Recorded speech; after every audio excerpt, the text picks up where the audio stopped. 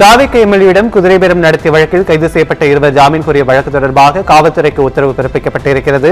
இது குறித்த கூடுதல் விவரங்களை வழங்குவதற்காக எமது செய்தியாளர் சுப்பிரமணியன் இணைப்பினர். வணக்கம் சுப்பிரமணியன், சென்னை உயர்நீதிமன்ற உத்தரவின் பின்னணி என்ன? வணக்கம் ராஜேஷ்.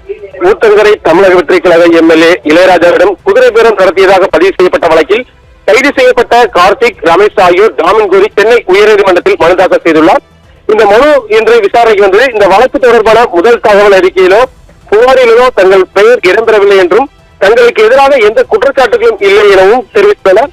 குதிரை பேரம் தொடர்பாக தமிழக வெற்றி கழக எம்எல்ஏ இளையராஜாவிடம் தொலைபேசி மூலமாகவோ வாட்ஸ்அப் மூலமாக பேசியதாக எந்த குற்றச்சாட்டும் இல்லை.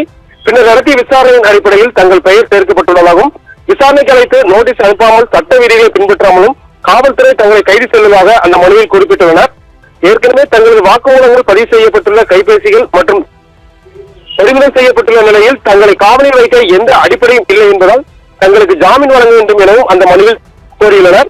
இந்த மனு நீதிபதி இளந்தரையன் முன்பு இன்று விசாரணைக்கு வந்தபோது காவல்துறை தரப்பில் பதில் மனு தாக்கல் செய்ய அவகாசம் வழங்க வேண்டும் என அரசு தலைமை குற்றவியல் வழக்கறிஞர் ஜான் சத்யன் கோரிக்கை விடுத்துள்ளார். இதை ஏற்றுக்கொண்ட நீதிபதி மனுவிற்கு வருகிற ஜூலை 27ஆம் தேதிக்குள் பதில் அளிக்கும்படி காவல்துறைக்கு உத்தரவிட்டு விசாரணை அன்றைய தினத்திற்கு வைத்தார். ராஜேஷ், விவரங்களை வழங்கியமைக்கு நன்றி. சுப்பிரமணியன்.